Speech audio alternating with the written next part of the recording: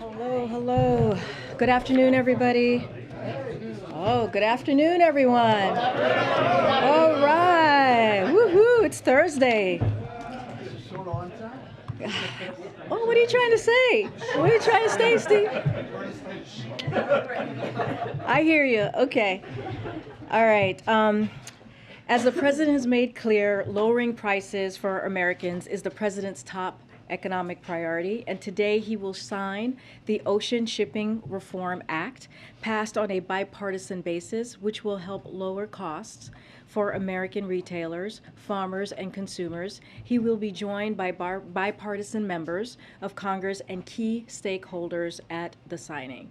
In the President's State of the Union address, he called on Congress to address ocean carriers' high prices and unfair practices because rising ocean shipping costs, which are a major contributing factor to increased costs for American families. During the pandemic, ocean carriers increased their prices by as much as 1,000%, and too often these ocean carriers are refusing to take American exports back to Asia, leaving with empty containers instead. That's costing farmers and ranchers and our economy a lot of money. This bill will make progress, reducing costs for families and ensuring fair treatment for American businesses, including farmers and ranchers. The president looks forward to fulfilling this promise and signing this bill into law.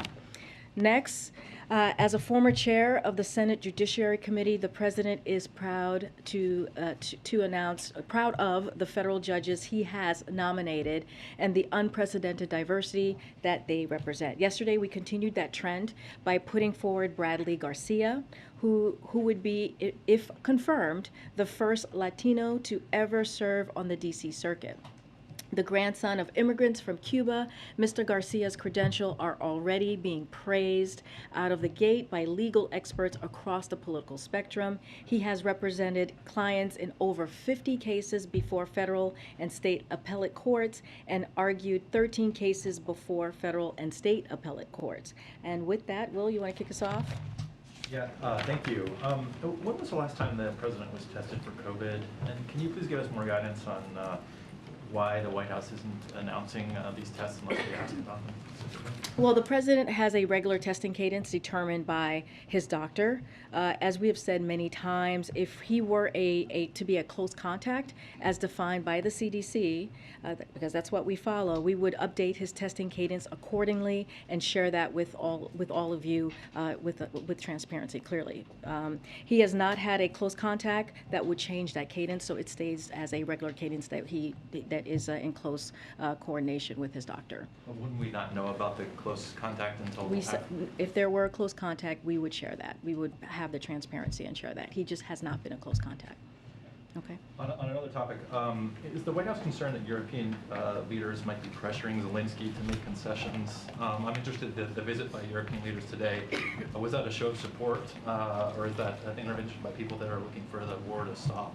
So I would let the European leaders speak for themselves on their country's travel and their goals and agenda for that travel. Nothing has changed about what the president's view here is. He stated it very clearly in his New York Times op-ed not too long ago, and that it is basically nothing, and he said this even before the op-ed, which is nothing about Ukraine without Ukraine, and that Ukraine is a sovereign country. President Zelensky is the democratically elected leader of that country, and only he gets to determine how this war ends. He gets to determine how he defines victory, and he gets to determine how the outcome will be. Go ahead. Thank you. I wanted to follow up on the military mission that captured this senior ISIS leader. Can you just sort of take us behind the scenes here a little bit? When was the president briefed? How long has this mission been under consideration? What more can you tell us about? So I can say the operation was successful. No civilians were harmed. Nor were there injuries to coalition forces or damage to coalition aircrafts or assets. I would have to refer you to the Operation Inherent Resolve. They're the ones who ran this process, and they put out a statement, and I'll let them speak to that.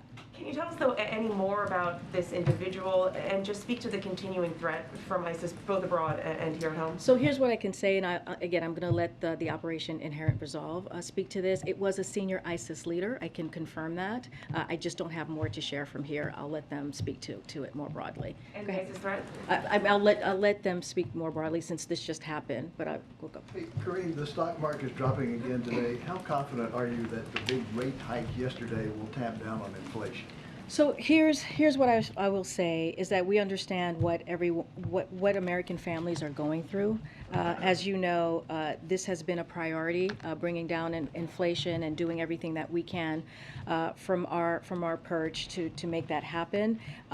We, as the president has said and he's written about, we are going to give the Federal Reserve their space to their independence to deal with the monetary policies as they have the ability to do, and it's important to do that. Many presidents before had not allowed that to be moved forward and that to happen. But because it is well established that countries with independent central banks have better economic outcomes over time, this part of our transition to stable and steady growth with lower inflation, that is the kind of economy that delivers for working families. And so we're just going to give the Federal Reserve the space to do what they need to do. And then secondly, there are reports that the U.S. Innovation and Competition Act to expand production of semiconductors could be slimmed down. What do you think about this? Would you still support a slimmed down version? Well, we appreciate, we know the House and the Senate have been working very hard to get on a bipartisan basis through the conference process. So we're encouraged by the process in that, by the progress in that, and we support an effort to find common ground, to reach a final agreement. And so the President and Congress share the same goal, which is to have something done by this summer. And so we know that companies are making decisions this summer on where to invest next year, but we know that they're currently working really hard to make sure that this is a bipartisan process. Two quick ones for you, or two subjects for you, Karine. Thank you. Is there any change in the White House's involvement in this ongoing attempt to get back to missing Americans in Ukraine, or any coordination with the Ukrainian government trying to do so? And has the president either been in touch with or sought to speak with their families? So we can't confirm these reports. We don't know where their whereabouts are. We are working very hard to learn more about this, about these Americans who are now missing. Our hearts go out to their families during this difficult time that they're going through. It's worth repeating, and we have said this many times, that it is not the time to go to it's not the time for Americans to go to Ukraine during this time of war. The State Department has put out numerous travel advisories warning Americans not to travel there and urging Americans to leave immediately if you are. You mentioned the president's the former chairman of the Senate Judiciary Committee. He was involved in the confirmation of Clarence Thomas. There are reports this morning about his wife and her interactions with John Eastman, the attorney who was pushing the idea that Vice President Pence could do something to block the certification. And now the January 6th committee says they are planning to talk to her. Does the president have any concern about Justice Thomas continuing to serve on the court, or would he perhaps suggest that he should recuse himself from any cases that come before it regarding January 6th? So that is something that the court has to decide. That is not for us to comment on. I can say this: we have full confidence in the Select Committee, January 6th Select Committee, and it is for them to decide how they're going to move forward on their particular process that they're going through. Does he plan to watch the hearings today or in the coming Well, days? I think he had said this before, and I've said this a couple days ago. He's probably going to catch it here and there. He has a busy schedule. I'm sure folks around him, his senior staff, will update him as needed. Okay, go ahead, Peter. Thanks, Karine. Why is the president saying that Why is the president saying that inflation is worse everywhere but here? Because what we have seen across the globe, first of all, inflation is a global challenge, as we have said. It is caused by clearly the pandemic, this once-in-a-generation pandemic that we are coming out of, and also most recently the war that Putin started in Ukraine that has caused inflation as we look at food and as we look at gas prices. So if you look at globally other countries, and if you look at where we are economically, when you think about the Group 7, the G7, we are in a much stronger place than we are economically than the rest. And also, I did look globally though. He says that inflation is worse everywhere but here. That's not true. U.S. has worse inflation than Germany, France, Japan, Canada, India, Italy, Saudi Arabia. Well, so why is he saying that? I think what we are saying is that when you talk about inflation, it is a global thing. And it is not just about the United States. This is something that everyone is feeling because of coming out of a once in a lifetime pandemic, because of the war that Russia has started in Ukraine. Okay, why isn't the president asking oil companies to drill more here in the U.S.? Let me just give you a little bit of a rundown of why we are here. And just because I know his letter was a lot about refining and increasing refining, but that's a lot of oil that comes in from overseas. So why isn't he asking companies to drill more here in the U.S.? Well, hold on. So here we go. So this is where we are. I'm going to give you a little bit of a rundown of why we are here and what's going on and why we wrote the letter. So due to decreased demand at the start of the pandemic, U.S. oil refineries reduced their capacity by more than 800,000 barrels per day. Now that consumers' demand has returned thanks to the president's recovery plan, oil refineries have still not brought refinery capacity back to the pre-pandemic level. So that is the problem, and that is what we're trying to address. At the same time, Putin's invasion of Ukraine put pressure on global supply, and gas prices have gone up by nearly $2 since before the invasion. So President Biden has taken historic actions to elevate this pressure, releasing record amounts of oil from the Strategic Petroleum Reserve and relaying the world to release oil to. That's at 240 million barrels of oil that he was able to do with his partnership. And so we are now at the highest levels of domestic production. So we actually have of crude oil since April of 2020, with an additional 9,000 approved drilling permits that remain unused, but refinery capacity needs to come back too. So that is what the problem is. We need them to actually refine the crude oil, which is not happening, and that's what we're calling on oil companies to do. Why not just drill more here in the U.S. though? Because we don't need to do that. What we need them to do is, with the oil that's out there, we need them to refine that oil so that the capacity could go up and then prices would go down, inherently go down. And so I know the president once said that he was going to end fossil fuel. Is that now off the table? No, we are going to continue to move forward with our clean energy proposal, our climate change proposal. Is that the priority? Climate change over gas prices? No, that's not what we're saying. We're saying I'm answering the question. Is his priority lowering gas prices, or is it addressing climate change? First of all, you can do both at the same time. What we're trying to deal with right now is how do we lower cost for American families. And one of the things that we are seeing currently right now with oil refineries is they are using this moment that there is a war in Ukraine to actually make a profit. When there are steps that they can take so that we can actually lower gas prices for families. And so the president has taken action, right? We talked about the strategic petroleum that he's done, tapping into barrels. How much has that lowered prices? Here's the thing, Peter. If the president had not taken the actions that he's taken in the past several months, the prices that we see now would be a lot worse. It's actually blunted some of the increase that could have been. And so the president has taken action. He has been a leader. Now he's asking Congress clearly to act in certain ways, and also asking for the oil refineries to do their part and not make money off of a time of war. That's what we're talking about here. Go ahead, Peter. I want to follow up on a couple questions. First, the AP asked you the first question out of the gates was when the president was last tested. We just didn't get an answer to that. You I said did. there's a regular cadence. It's a regular cadence. That's what we do. We will share per CDC when he is a close contact, and he has not been a close contact. If he were a close contact, we will let you know. Again, I'm just confused because in the past you guys have always told us the date of the most recent test. So why can't you tell us the date of the most recent test? Well, right now I'm telling you he has a regular cadence. I just don't have a date to share with you, but he does have a regular weekly cadence. We trust that as soon as you find out today, your staff We will will share with us be when the most transparent about that. But he does have a weekly cadence. I just don't have a day in front of you of when he was last tested. As soon as you go back there and find out the date, you'll share with us, you're saying? I'm not saying that. I'm telling you that he has a weekly I guess cadence. that's my question. question. Why has that changed? Because in the past, they always told us. Well, we have always said it's a weekly cadence. We have always said that. But Jen would say it happened on Tuesday, just yesterday he had a test, or on Sunday he was tested, it was negative.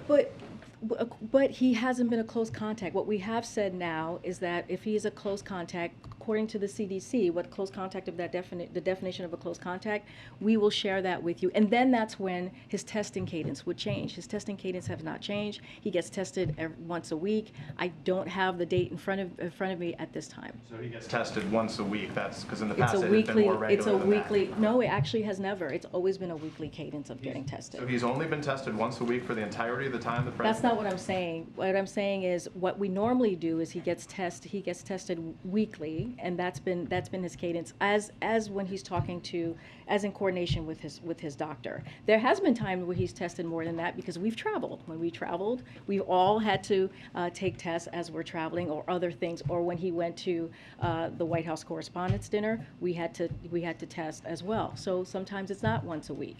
But I'm saying to you right now, it's a weekly testing cadence. That's what we do as it's coordinated with his doctor. Please understand that we're requesting to know as soon as you can. Tell us when the most recent test was, acknowledging it's a recent test. Let me ask you, we saw the letter Well, that he wrote. I'm already telling you he's get tested regularly in a weekly test. But I'm saying our request continues. So the gist And I'm is. telling you that he gets tested weekly. Okay, So go let ahead. me ask you about the oil companies, if I can, really Yeah, for quickly. sure. We saw the letter that he wrote to them. They called for them to be in touch with the Energy Secretary to convene an emergency meeting on that topic. Can you have any update on when that meeting will take So place? we're and who's attending? finalizing details, and we'll be sure to pass that along as soon as we can.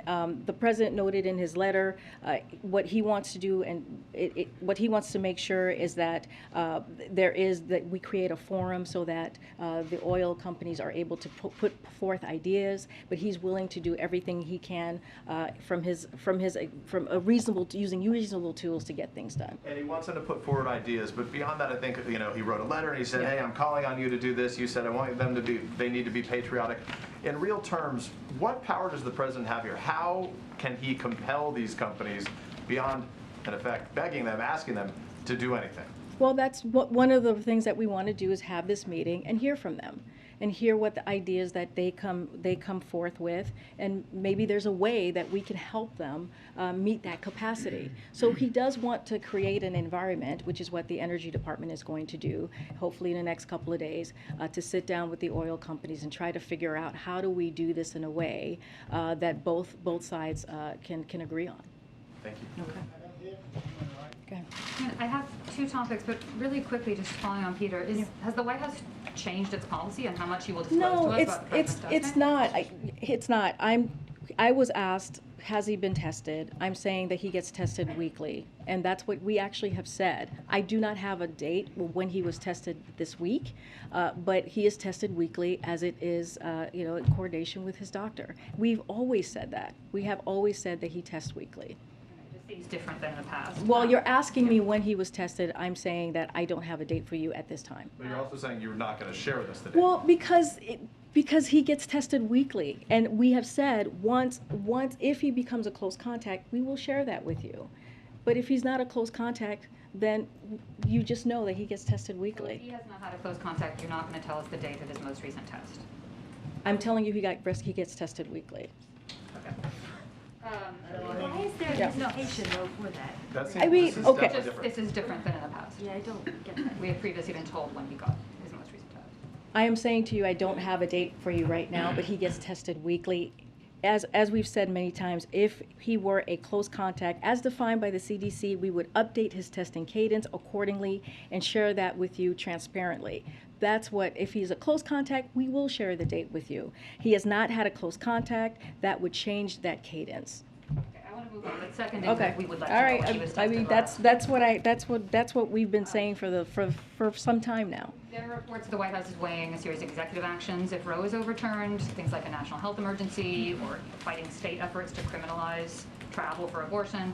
Can you confirm these things are under consideration? Are there other actions you're looking at? So the administration continues to explore every possible option in response to the anticipated Supreme Court decision in Dobbs, which would take away women's rights guaranteed for nearly 50 years under Roe v. Wade to make their own choices about their reproductive health if the Supreme Court overturns Roe, we will need Congress to take action to restore Roe. I don't have anything else to share on that.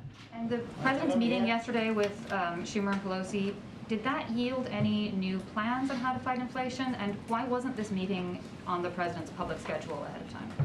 It was a private meeting that the president had. We don't advise all the meetings, just like his conversations that he has with members of Congress. I'm not going to go into detail what was discussed, but he has regular conversations with members of Congress. Human rights. Good. On housing, Karine, Yeah. Given the rising interest rates for mortgages, can you say if the White House is concerned about housing affordability or a slowdown in the housing market? As you know, rates for the 30-year mortgage averaged nearly 6% this week, and that jump by more than half a percentage point was the largest one-week increase since 1987. So we know that housing affordability is a central challenge for families. The president understands that, and this is why he's put forward the Housing Supply Action Plan, which includes steps to help boost housing supply and ease the burden of housing cost on families over time. So now with the federal actions constitute monetary policy, as we know, which is different. Monetary policy actions help bring inflation down as mortgage rates increase. Demand in the housing market should cool. This is part of our transition to stable and steady growth with lower inflation. That is the kind of economy that delivers for working families. But again, we have that's why the president put forth the Housing Action Plan as well, to help families as much best as he could. Yeah. Karine, I know this has come up a number of times Yeah. in recent weeks. A question about tariffs and when a decision specifically regarding China and exclusions might be made. And I guess I'm wondering, can you give us any sense of sort of what is under consideration and what possible timeline we might be looking at? So we don't have anything to share or preview at this time. It is under consideration. We are discussing this. We just don't have anything for you to share at this Nothing time. about what is being considered? No, not at this time. Hey, Karine, not to belabor this too much Yeah. longer, but can you articulate a little bit when the White House is committing to releasing results of the president's testing? Because it's not only the Yeah. cadence that we're asking about, Yeah. it's when the last time he tested negative. No, is. I understand, and so what I'm trying to say, and this is in consultation with his doctor. The president has a regular testing cadence.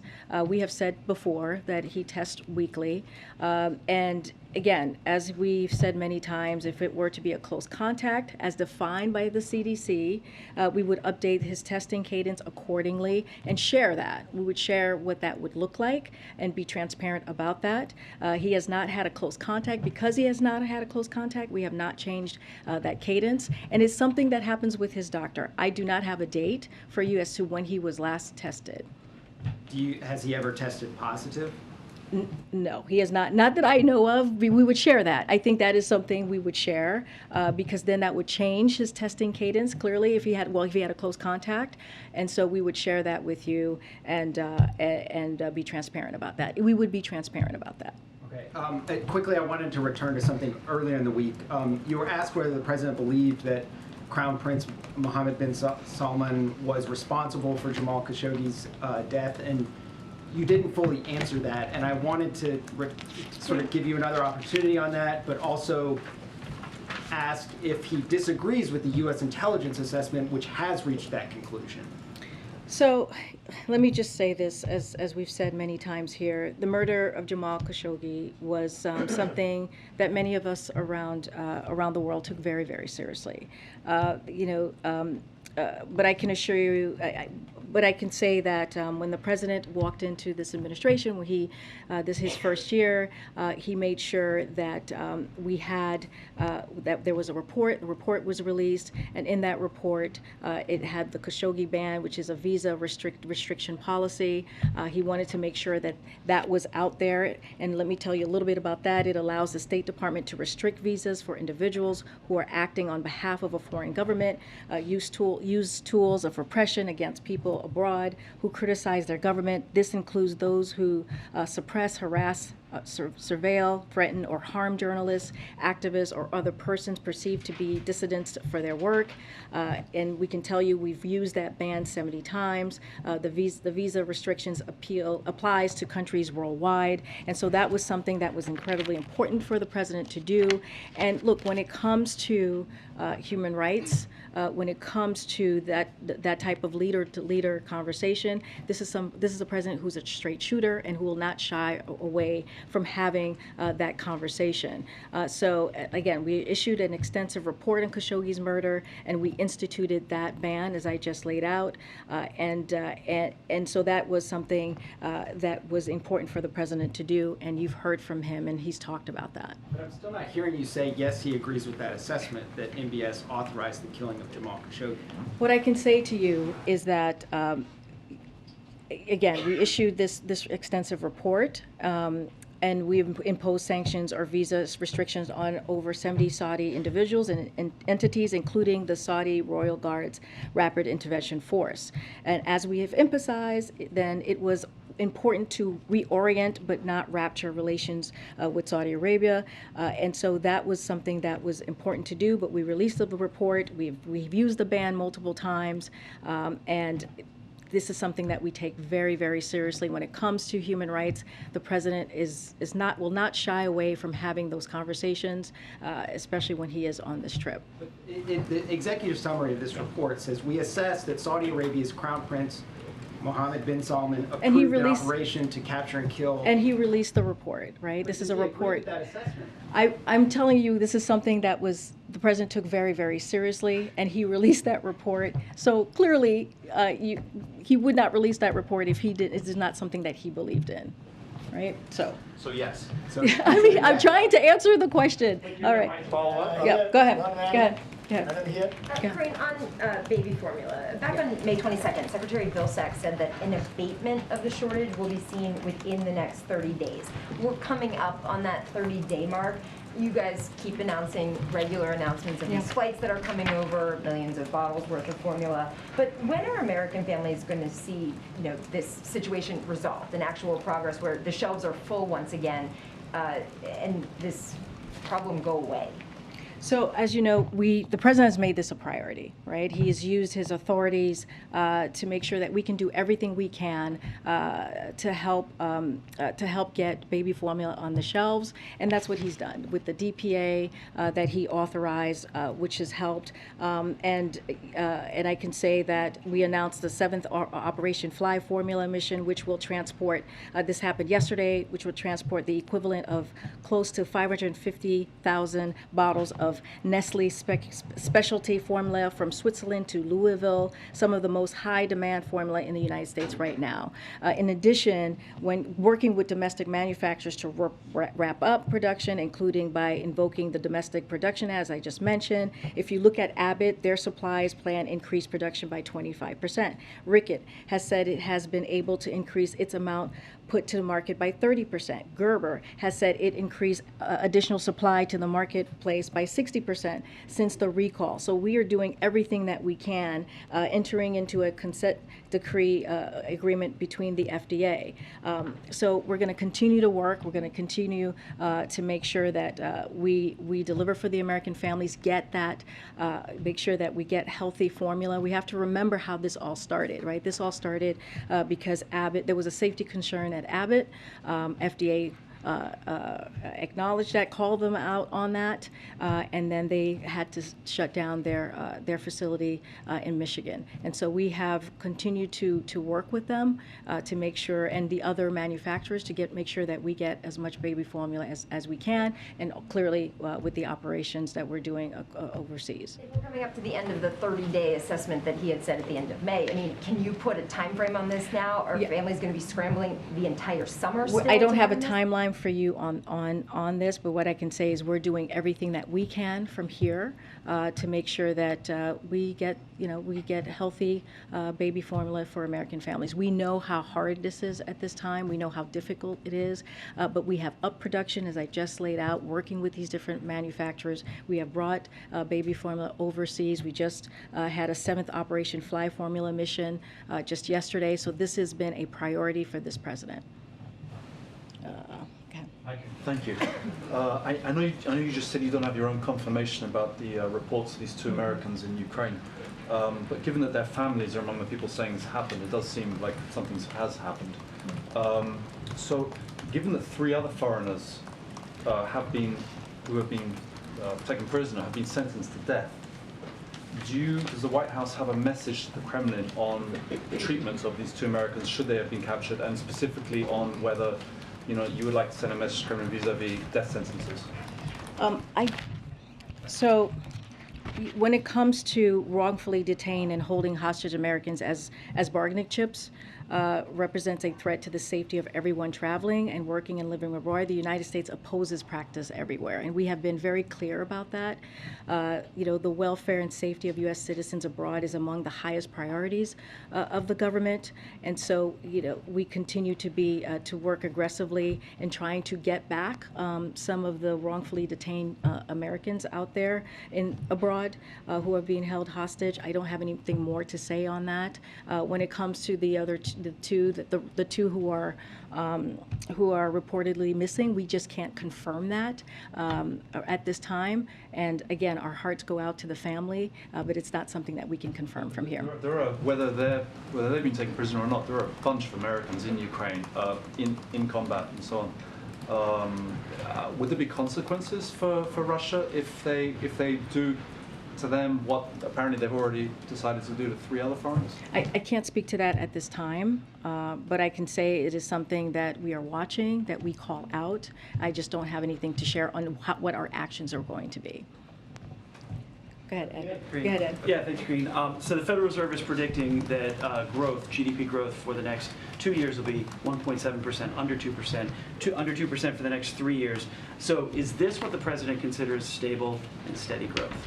What I can tell you is that we believe that we are in a transition right now, coming out of a economic recovery, a historic economic recovery, because of the work that the president has done this past year and a half. And so we believe that we'll be in that transition. We're going into that transition of stable and steady growth, and we're going to continue to do the work that the president has laid out to lower inflation. And so part of that is letting the Federal Reserve do their part, they have the strongest monetary policies to really deal with this. We're not going to speak to that. We're going to let them be independent. But the way that we're seeing this is we are on a track to have that transition to be in that stable growth. But are you just lowering expectations then? What do you mean by lowering expectation? For the economy going forward, for Americans to expect growth and see inflation come down? Well, what we're saying is that we've had this economic growth, right? We've had this historic growth because of the actions the president took with the American Rescue Plan, the bipartisan infrastructure law as well, and all of the other actions that he has taken when it comes to the economy, which has been very important to meet the moment that we were in a year ago, which we can't forget. There were 20 million people who were on insurance benefit. When we first walked in, 3,000 people a day were dying from COVID. This was a very different time. And now what we're seeing is that transition of that economic growth is going to get more stable. We saw that with the jobs report that came out about 2 Fridays ago. And so that's what we're looking at, and that's what we're seeing. That's what our experts here are looking towards too. And so, but we're also going to continue to try to do everything that we can to lower prices and to lower cost for American families as well. Wait, let me come. I'm so sorry, MJ. Go ahead. Yeah, I'm so sorry. Baby formula follow-up. The Abbott plant in Michigan has stopped production again because of severe flooding. It sounds like it could be another additional few weeks of delay. Is that something that the White House is monitoring? Do you all have an assessment of how much longer this could delay things? So obviously, we know about the news from Abbott, and it's disappointing. It is a disappointing. Oh, okay. All right, we're going to disregard. But, you know, we can't control their timeline. What we can do is continue to focus on what we're going to do, which is ramping up production, increasing supply, and making sure that American families only have access to safe formula. That is the focus for us. That is what we control and what we're making strong progress on through actions like the DPA, Operation Fly Formula. We just announced our seventh flight yesterday, and FDA's use of enforcement discretion. FDA has said that it's working closely with company to identify next steps to get the plant open and providing only safe product to the American people. That's the work that we're doing right now is what we can control, and we're going to continue to make that a priority. That's what the president wants to do, and we're going to continue to ramp up production. We cannot, as far as the timeline for Abbott, that's for them to speak to. And a different shortage question.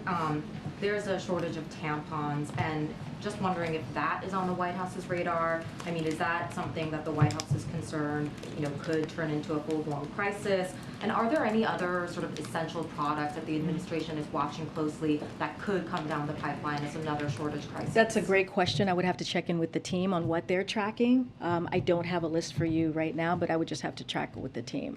Can I just do one quick follow-up to Peter's question about the letter to the oil companies? You know, you were saying yesterday that a part of the plea to these companies is that it is their patriotic duty to act and do something, especially at a moment when so many Americans are having a hard time with the high gas prices. I mean, these are for-profit oil companies we're talking about, right? So does the president have any, you know, reason to think that these companies, because of a letter from him, will behave differently? And barring that, I mean, are there any policies, regulations that he can resort to make sure that he is sort of forcing their hand? So the way the president sees this is he has to do everything that he can to make sure that he, in this particular scenario, try to make sure that we lower gas prices for the American public. He has taken actions, as we've listed out, when it comes to the ethanol 15, the homegrown biofuels, which is going to lower prices in more than 1,000 gas stations around the country. That's going to be really important. The strategic petroleum is going to be very important, and it has actually had an effect, but we're still, because of Putin's war, we're still seeing Putin's tax hike, we're still seeing $2 more of an increase per gallon since Putin started amassing his forces on the Ukraine's border. So what we are trying to do is, by sending out this letter, we want to try to start that conversation and get something done. They're going to meet with the energy secretary, so we have to see. We shouldn't say that it's failed yet or it's not going to happen, because a meeting is going to come forth in the next couple of days. They're going to have the conversation, and we are willing to help them, to help the oil companies in any way, hear their ideas and see what we can do. So we should let this play out and see where we are in a couple of days. In that meeting, though? The president, I don't have anything to preview about his schedule, about him being in the meeting. This is Granholm, as far as I understand. This is Secretary Granholm's meeting, and she will be moving forward with putting this meeting together. Great, thanks. Human rights follow-up? Human rights follow-up? Go ahead. Does the White House have a comment about the decision of Florida officials not to request delivery of a pediatric vaccine? Yes, we do. We heard about this, and we have a little bit for you here. So we have been talking to states for some time. In early June, so the process has been HHS opened up pre-ordering for vaccines for the possibility of kids vaccination. That ensures that if authorized by the FDA, these vaccines can be shipped to places like pediatricians and children's hospitals, places where parents would get health care for their youngest, or as quickly as possible. By being the only state, this is Florida, not pre-ordering, which means that pediatricians, for example, in Florida, will not have immediate ready access to vaccines. Some pharmacies and community health centers in the state get access through federal distribution channels, but those options are limited for parents. We encourage Florida on several occasions to order vaccines, so we've been aware of this, and we will continue to do so. Bottom line, is this going to make it harder for parents in Florida to get vaccines for their kids? If they're not pre-ordering, it will make it harder for them. That's why we continue to on several occasions, encourage Florida to do this. Yeah. Yeah.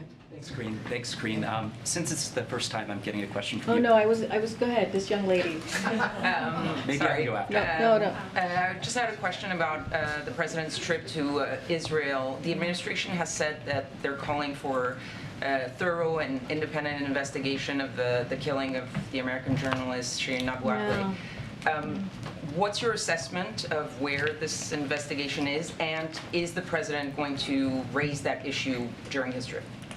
So I can say we're in close touch with both Israel and Palestinian authorities and are working to bridge cooperation between the parties. We have made clear our view to both Israeli and Palestinian officials.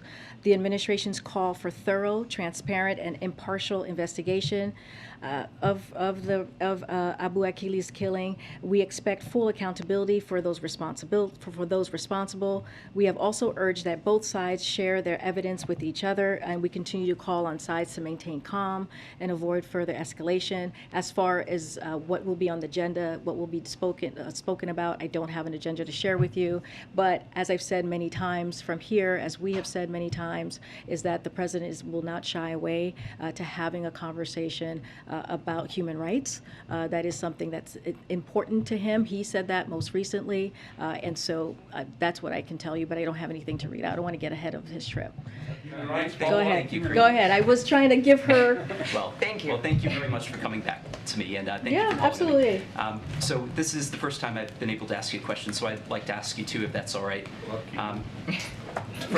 First is just a clarification on the new online policy task force that was set up that the Vice President is leading, and then the second one about a significant press access issue that's impacting a lot of us in this room. Okay. The first one on the online policy task force that the Vice President's leading, that's getting kicked off today. On a background call last night, we were told that it's going to be different from the Disinformation Governance Board in that it's going to focus on illegal conduct online. But the memo creating it was a little bit broader and mentioned, and I'm quoting from the document, quote, online harassment, abuse, and disinformation campaigns targeting women and LGBTQI+ individuals who are public and political figures. Could you clear up the disinformation charge? So I would need to talk to her team. I was not on the background call, so that specific language that you're providing to me, I would just have to check in with her. I would also encourage you to check as well with her team. I can't say more because I wasn't on the background call. Thank you. And the press access issue, for more than a year now, the White House press office has been having everyone in this room RSVP to presidential events in the East Room, the State Dining Room, the Executive Office Building. And then there is a process where people are selected and able to go into these presidential events where the president often takes questions. The Correspondents Association has tried in vain to figure out how this process works. And over time, it has kind of morphed into a bit of a blacklist where certain large media outlets, such as my own, are almost blacklist. Never. Well, I'm just saying I represent the fourth largest newspaper in the country, and I haven't been selected since November. So could you? That's a jump to a blacklist. But I'm listening. Well, I mean, it's not just me. Certain others. Oh, okay. I didn't realize and that. The Correspondents Association actually wants this to be done away with. But I was hoping that you could. I know you're new in the position, but perhaps explain how the. Can I look into works? it? Can I look into this? Because I actually don't know what the process that you're speaking of. I think blacklisting is a very strong word to use. We try to make sure, do our best to make sure that press gets to hear from the president directly. It is important for us. It is important for you all. It's important for the American people. And so that has been a priority. So let me look into this process that you're speaking of. Without having all the. Getting an answer to the Correspondents Association. You're talking about Steve Portnoy. I talk to Steve all the time. We're talking, I believe, if not today, tomorrow. We're checking in, and we'll have that conversation for sure. I'm sure he'll bring it up, and so we'll have that conversation. Karine, why do you keep doing this? Say that you will call on people you've never called on, but you don't really. I just called on someone. Go ahead. Karine, You have the last question. A great job as press secretary. Thanks, appreciate that. So you took a question earlier about Clarence Thomas. And you said it was up to the court to decide. Yeah. And my understanding is not really up to the court to decide. It's up to him to decide. So the question is, no, I think the question that I got was, do we think the Clarence Thomas should recuse himself? Is that the question that you're asking? He's in the position of deciding whether he ought to recuse himself. Well, then it's up to him. I'm just saying that I'm not going to comment from here. Really, was what. That's not for me to decide. And just last one on MBS. I mean, is it the White House policy to not publicly identify MBS as being responsible for authorizing the killing of Khashoggi? What I'm saying to you is that we take the killing very seriously. We put out a report. I just laid out what the Khashoggi ban actually did, just to be more the visa and what specifically the ban did, and also how we've enacted it. And this is something that we take very, very seriously. That's why we released the report. You have heard from the president directly speak about the killing of Khashoggi. The president does not shy away of having conversations about human rights with leaders. He's had them many times before, and he will continue to do that. And this is again, this is something that we take very, very seriously. Thank you all. Human rights policy.